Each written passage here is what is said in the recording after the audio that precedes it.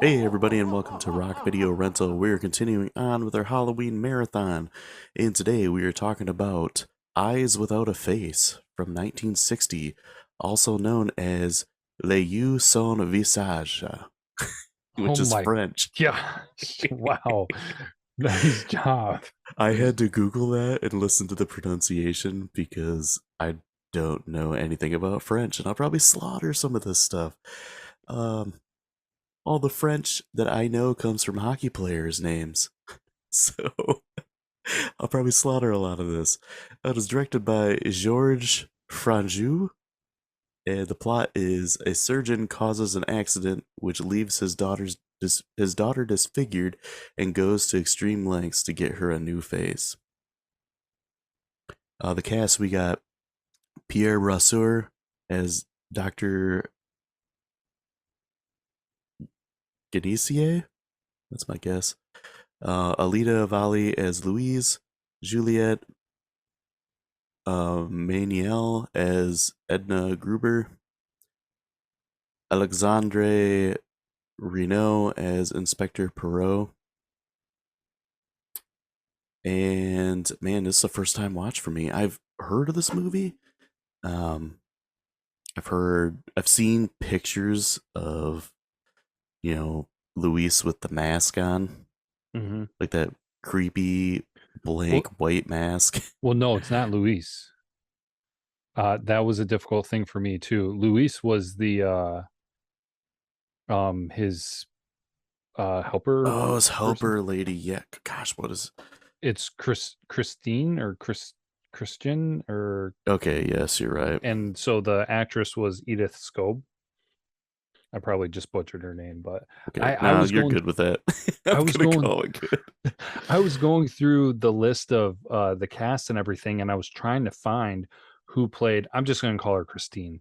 Um, her character's name Christine because I thought that's how they pronounce it. Anyways, because I was just kind of like she had such a unique look, and so I was trying to see like other photos from her, other movies that she was in, and things like that. And it took me. I kept going down the list, and I was so surprised that at least on IMDb they have her listed like 12 or Last. 13 Yeah, last, something like she's that. last on that list. There's not very many people in this. Yeah, so Not I a just thought whole it was lot of weird. people. But yeah, black and white movie. Still Mhm. continuing with the black and white.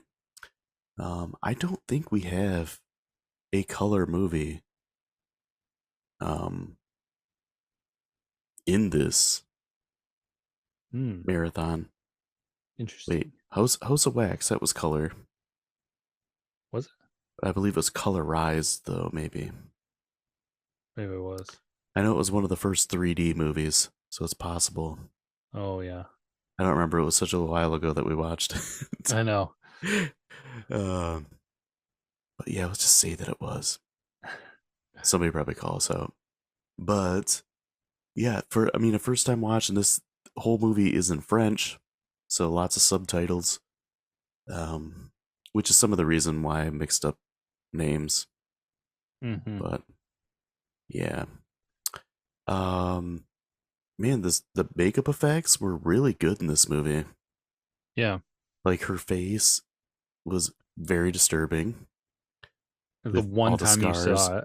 Yeah, the one time I saw it like in the shadows was very disturbing. That mask is creepy as hell that she wears. It reminds me of Michael Myers. Yeah, Like it's just blank, emotionless face. I don't know if it's accurate, but I've seen a colorized version of the mask. Hmm. It's best that this movie was in black and white because I don't think it's as creepy in color if it's accurate. Yeah. Because it almost looks like a makeup, like those like night masks that women wear for moisturizing or whatever. Oh yeah. That's kind Yep. of what it looks like. I mean, those are creepy to begin with. Yeah. Oh yeah, facial mask. Mhm. That you're talking about. Yeah. Um. Hey, no hating. Dudes can do those too, dude. I've done them with my daughter before, so I have an Nice. excuse. It's how I Um. it's how I stay young and youthful. That and if I shave my beard off, I'll look 12. But yeah, um, And then probably the most memorable scene, the most notorious scene, is the facial removal scene where Yeah, he's doing the surgery. Dude, that was intense for 1960. I know, and it was really drawn out too. Really drawn out. They like zoomed right in, didn't stray away from it. It was pretty believable. Hmm. I mean, you Uh, totally see how they did it. Like yeah, they were doing it with some kind of a pen thing that was dripping. So like yeah. when you press it, because the his helper Edith or whatever her name it was, wiped it away, and then it totally showed that there was no cut whatsoever. Mm-hmm. Louise was her name, but yeah. So I mean, props to them. They made it look really good, and then they did the cut this camera change, and then they actually put some kind of a mask on her. Yeah, some kind of like prosthetic or something. Yeah, but it was Which I perfect mean, by timing. today's standards, like it's very obvious, but maybe back in 1960 wasn't. But I was still really impressed with it because I've seen slasher movies from the 80s that didn't look that good. Oh yeah, no, I'm not coming down on it. It's just more so of like, and I totally agree with you where it's just like now you can kind of look at it and pick up on it, where back then, I mean, since I don't think anybody else had done anything quite like that before, it would have just been, I mean, that would have been chilling and gut wrenching. Oh yeah, for sure. And then the fact that they cut off that poor girl's face, and then she jumps out of a window and kills herself, Yeah. and they put her face on Christian. I think it's probably how I say Christian. Her her face, a la Face Off, and or Silence of the Lambs, I guess, or The Office. When I saw it in the movie, I didn't think it was very realistic. Turns out it was pretty realistic. Um, and then her body rejects it, so Yeah. she's all happy because she's got a face. And then they're showing like progress pictures, and you see like the necrosis and like the tissue just dying, and Hmm. that's almost like heart wrenching too.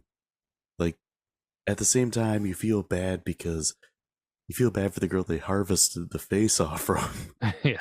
because the doctor is insane. But then you also feel bad for the doctor because he just wants his daughter to be happy. Hmm. And then you feel bad for the daughter because she got a face and then it rejected. And then she had to go back to wearing the mask. Yeah.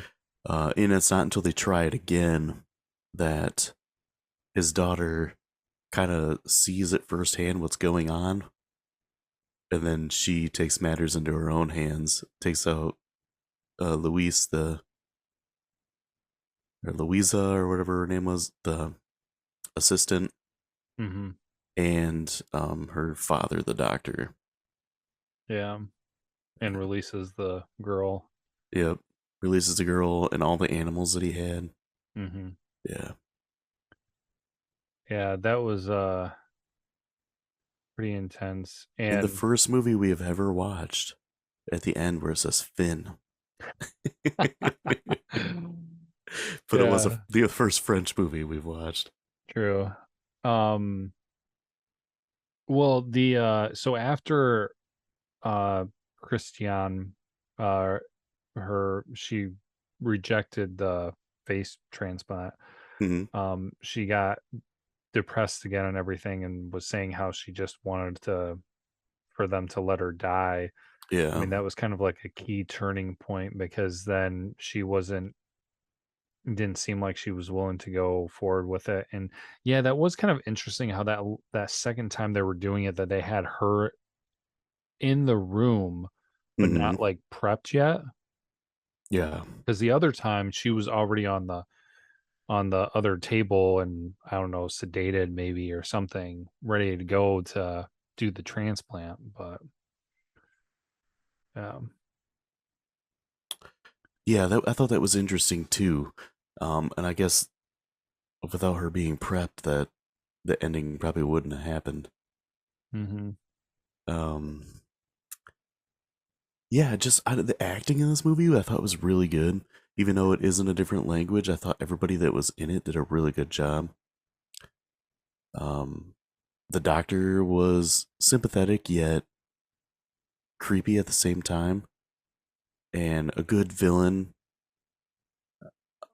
kind of, I guess, similar to, a little bit with like Jason in the Friday 13th movies, where it's like you're a little sympathetic towards him because of the way he was treated as a kid, but at the same time he is going around killing people. Yeah. So it's you want to hate him at the same time.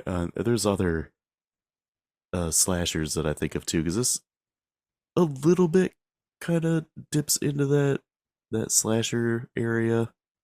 Not so much like there's not like a huge body count, but and I mean these women that he was taking faces off didn't die. Well, the one killed herself. Hmm. Like he didn't kill her; he just disfigured her. Well, there was the first one that they dumped in the river, but they didn't Yeah. explain like if she just died or what happened exactly. Right.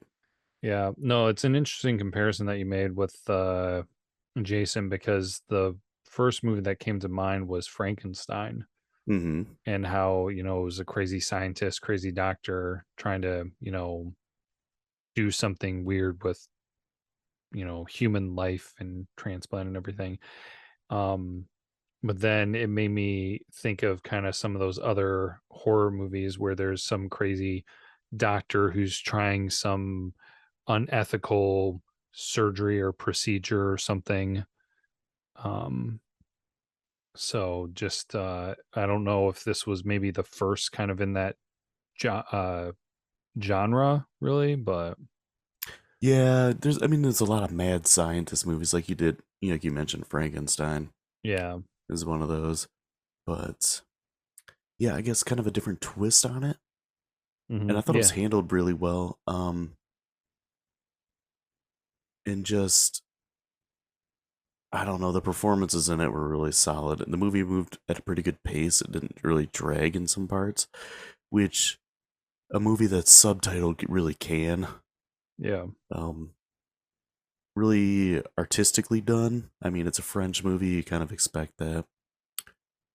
But yeah, I really enjoyed watching it. I don't know if it'll be one I'll go back and watch a lot because, it is subtitled. Yeah. But yeah, one I really enjoyed for sure. Yeah, I was talking to my wife about these movies, and I was raving about like I don't do it from trying to jump on the bandwagon, but Alfred Hitchcock's Mhm. Psycho was just so well done. Yeah, And not to say that this isn't well done, but there is a stark difference. Um yeah, I think, and so, not because I think it's a little unfair to compare the two a little bit, but the filmography was drastically different. yeah. And so while I'm not going to say that I'm definitely not going to say it was bad, but it was definitely not the strong part of this movie. Yeah, I mean, the cinematography done in Psycho was some of the best ever, Yeah. especially for a horror movie. So it's Hmm. kind of hard to compare in that. But yeah, I see what you mean. And that just might be the difference in French filmmaking compared to American or even British. Hmm. Yeah, that's why I was kind of wondering too. On like, I don't really know and understand film history all that well. I mean, I know there's a Yeah. rich history with French film, but I don't know at what pace they were advancing compared to American films. Yeah, I don't know if I've ever seen any other French films. Mm. This might be the only one I've ever seen. You uncultured swine. You, Dwight, you ignorant slut. uh, I'll say that one thing that really caught me off guard was the kind of goofy music that they had playing a lot. Oh It was yeah. very off tone. Hmm. This is a very serious movie and a very emotional movie. Yeah. There's It, creepy things in it, but there's also things that are like kind of sad in it. Nothing mhm. is comedy. Like in the No. movie, the music was like just goofy. Yeah, when it started at the beginning, it totally made me think of I think it was um the Clue movie, or there's another movie like the Clue movie. Um but it had similar music where it was supposed to be scary, but it was a comedy. and so that was very awkward for me too at the beginning. I'm glad that you called that out. Yeah, it's almost like they would have had slide whistles in it. Yeah. Like, the similar style that it had, it kind of almost reminded me of the theme to Curb Your Enthusiasm. If you've ever watched that, No, I haven't. it, uh, just look it up. You'll know what I'm talking about. But just yeah, very off tone for the movie. Just a little too goofy, I thought. Uh, one of the scenes I did like was at the end where she releases all the dogs and they go and attack her dad and just like tear him up.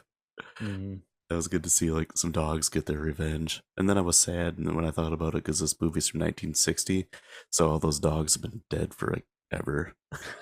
I always think of that. Like I'll watch a Three Stooges short, and those are like from the 30s, and I'll be like, "Man, that dog's been dead for almost 100 years." Oh gosh. Oh no, that means all the animals from Homeward Bound are dead. Yeah, easily, dude. How depressing. No, just kidding. Did you I see mean, that the okay. dog from I Am Legend still kicking? No, I didn't. Holy Yeah, I smokes. saw it on Facebook the other day. Not to get too off topic, but yeah, I guess it's Well, kind of a horror movie. to bring it back around, I thought the end was really kind of weird. The very A end, little at bit. least, Hmm. where the end is she, Christiane, the disfigured girl, kills the assistant Luis, frees the trapped girl. Can't remember her name, but she gets freed. She escapes, and then the doctor is coming back, and she released her dad. She released the dogs, and they attack him and kill him. And then she also releases some birds, which was kind of weird because we didn't know anything about that before. Yeah, And he then, had all those animals though in the basement locked up, yeah, but I'm assuming he was doing tests on. I don't So I remember. think that's why she let the dogs and the birds go, just to like all your testing's done for her. Yeah, I don't. I just don't remember the birds being shown before. Maybe there were. Maybe I overlooked that. But then she walks out of the basement, or of the house, whatever building, and she just walks into the woods, and that's Yeah, it. Finn. Yeah, and so I'm just kind of like, I mean, I guess that's one way to end it. I don't even really know how it should have ended, but just it was unusual. Yeah, and is not what I was expecting at all. Yeah. I mean, it was no sleepaway camp, not expecting it, but Yeah. yeah, definitely not the ending I was expecting. But I mean, all in all, it was a movie that I enjoyed. I thought I don't know. I thought maybe she was going to reunite with the Jacques or whatever his name was, Yeah, the other doctor. yeah, her quote unquote love interest, Yeah. I don't know how that would have Jacques. gone over, but just I don't know. I did not expect her just to wander into the woods where it's just like, okay, how does that make sense? Like she has no survival skills, like she's got nothing. She's just basically gonna walk out there and probably just die And her eventually. face looks like Freddy Krueger's under that Yeah. mask. Yeah. Like how absolutely terrifying and freaky would that be for someone to just randomly be out in the woods and discover this dead body of this masked girl? Yeah. And dude, she has no identity. Because remember, they thought she died in the accident. Yeah. Remember, she had a grave and everything. And that's what he put the girl who jumped out of the window and killed herself. He threw her in a grave. hmm I mean, I guess maybe they'd be able to piece things together from the girl who escaped. Like she would probably go back to the police Yeah. and they would maybe kind of piece things together, but still just, yeah. Yeah. Very unnerving. hmm But you want me to get into the trivia and facts? Yeah, one quick thing before doing that. I don't know why, but I just felt like kind of making this comparison. The actress who played Christiane, Mm-hmm. Edith Scobe, or however you want to say it, I felt like she just had such a unique look. Um, that's why I was kind of going through the cast where I was just like, man, I know these people are not her because they don't look like her because she Yeah. had just such a unique look. And I don't know why I kind of obsessed over it a little bit, just because I don't know, it made her stick out. But I think maybe one good comparison for it is talking about Shelley Duvall in The Shining, Okay. Yeah. where it's just like I don't know what it is about them exactly, but it's just like you see them and instantly like they stand out because they have such a unique look about them. Yeah, I agree. I would say that she is more attractive than Shelley Duvall. Yeah, I would say that too. It wasn't really so much from that aspect though of like her being an attractive, main actress in the movie or anything, but it was just kind of like how she stood out in a unique way from her, I don't know, her looks, even though you don't really see her all that much because she wears the mask most of the time. Yeah, and I'm looking at pictures again. Man, that mask is just unnerving.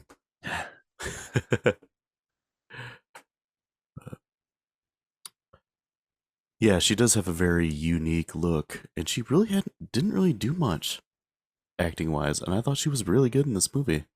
Hmm. I feel like that's something we keep stumbling across in this year's marathon. People who Yeah, did a really good job in movies and then they didn't do too much afterwards.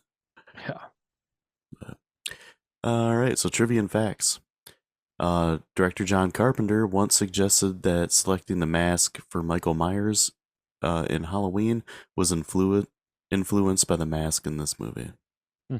which I saw the similarities myself before I saw the trivia. Um, so during the release of the film, the English film critic for The Spectator was nearly fired for writing a positive review, while the general critical reaction had been poor. Hmm. Yeah. So in 1984, Billy Idol released the single Eyes Without a Face from the album Rebel Yell. The song features background vocals of Idol's then girlfriend, Perry Lister, who sings the chorus, the phrase, Les Yeux sans visage, which is the French translation for Eyes Without a Face, which is the original French title for the movie. Hmm. Which I've listened to that song millions of times in my life and never noticed that's what she says in the background. That's what she said. Yeah, that's what she said. So, although the film passed European censors upon its original release in 1960, the film's disturbing facial surgery scene still caused controversy, Dun dun dun. which I can see. Yeah. It was originally released in the US in an edited version titled The Horror Chamber of Dr. Faustus. An odd title considering there's no one named Dr. Faustus in the movie. So the director was never considered has never considered the film to be a horror story, but instead felt it was a tale of anguish, Mm, which I can I, kind of see. I get it, but I mean, come on, Like, bro, it's a horror movie. bro, bro, Don't try to bro. church it up. It's not Dierte, it's dirt. Don't try to church it up.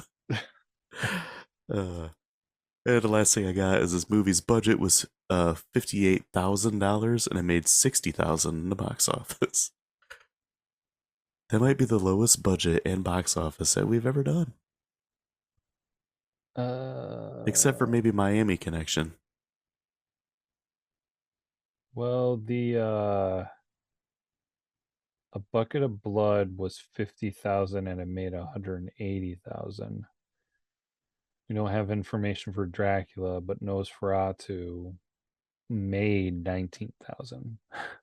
Yeah, but that was But that also was in 1929 yeah, or that was 1919 or something. 1922, yeah. 19 diggity 2, yeah. Uh, so, grades.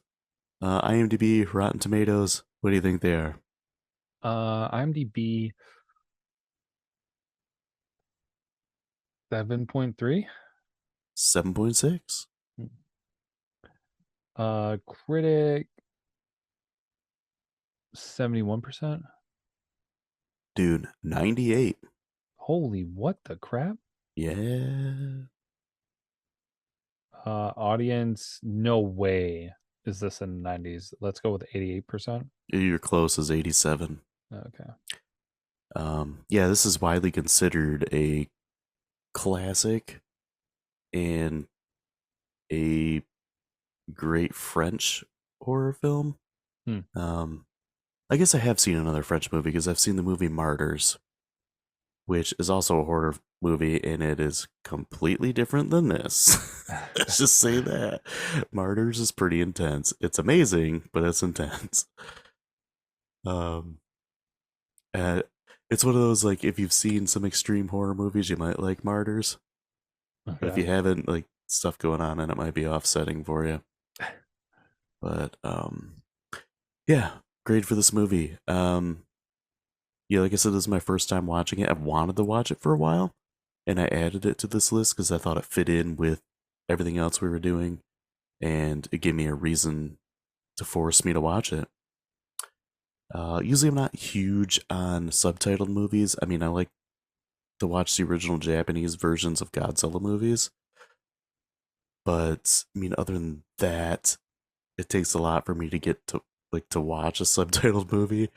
But this one I thought was pretty good. I think because it wasn't like a bunch of crazy action going on, so I could read the subtitles and still see what was going on.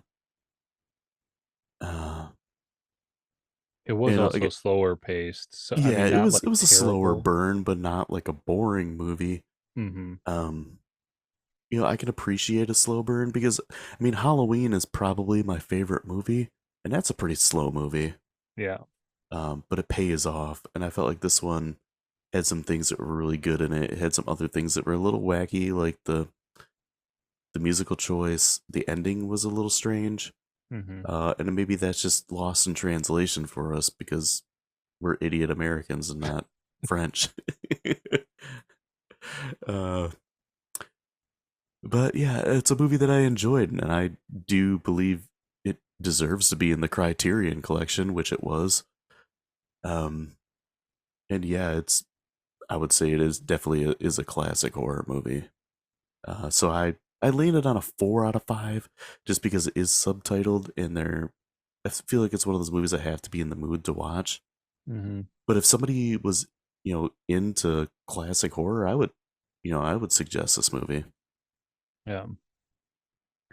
No, good stuff. Yeah, interesting. So I'm not gonna hold the subtitle against it. I'm not necessarily saying that's what you're doing, but I want to take it all for what's worth. So I mean, like French movie to be able to appreciate and everything, it's either gonna have to be dubbed or subtitles. And as we said, it is more of a slow burn movie, so it's not difficult to keep up with. Um, the thing and also again always trying to take it in for this is a movie from 1960 and the other elements, huge um recognition for what they did with the facial surgery, especially at that time. The thing that definitely knocks it down for me is the fact that that was really the climax. Yeah. Like, the facial surgery itself was, like, the pinnacle of the movie where it's just like, "Wow, this is such a big moment. Hmm. This is so important, so pivotal," and then but the movie doesn't finish very quickly after that. There's a Yeah. lot left over because then they're just like, "Oh, well, it didn't work out. Oh, well, they're gonna try it again. Oh," and so then she decides maybe if they made a bigger splash with how she decided to, "Hey, I'm gonna end this. Hmm. you know, they're not going to kill anyone anymore. I'm done trying," and that kind of a thing. Not saying that she had to have a monologue or anything, but maybe if they tried to do that in a little bit of a different way, would I give it a little bit more credit? Man, that is tough. I think though that I'm I'm also gonna land at a 4 out of 5. I was thinking about 4.5 out of 5, But my two biggest, not well, let's not forget too, the music choice in the movie was bizarre. Hmm. Which can really impact the mood. Which honestly, there wasn't music for a majority of the film though. But then it was uh it brought down the grade for the fact that the climax of the movie was almost kind of like in the middle of it. And I felt like maybe they could have done a little bit more with the ending to make it more of an impact so that basically you don't have the highest high in the middle and then almost kind of like the lowest low towards the end. Where if they could have like taken you to the climax and then maybe done a little slope down to the end of the movie, it would have captured me better. But yeah, I just felt like it was such a stark difference, and it's tough. I'm being a little bit nitpicky with it, but it is tough because I mean, this is being kind of hypercritical with this movie because it is still a great movie. So, Hmm. um, No, I totally get it. I mean, we're kind of on the same page here. Uh, I will say there was a couple other movies that I thought of. I mentioned uh, Face Off. I yeah, mentioned that Office episode where Dwight cuts the face off the dummy, hmm which he references Silence of the Lambs. And then another movie I thought of was Superbad, where where Jonah says to McLovin that he wants him to go in there and buy the liquor, and he said he won't. He's like, "Well, then I'll cut your stupid face off, throw it over mine, and then go in there and get it." And then McLovin says to him, he's like, "You don't have the steady hands or the delicate instruments to perform a procedure like that." Which is what I was thinking of when the the crazy doctor was cutting the face off that girl.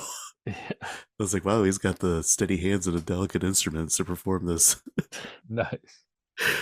Uh, but yeah, I'm happy I finally got around to watching it. One I can mark off my list of classics that I need to watch. So speaking of classics, next time we're going to be talking about another 60s horror movie, and that is Carnival of Souls, which is one that I watched for the first time, I believe, last year. Talk about low budget, but it uses all of its budget and does a pretty good job. So I don't know if you've ever seen it. Nope. All right. So it'll be a first time watch for you, and maybe for some of you as well out there. So until then, as always, be kind and rewind.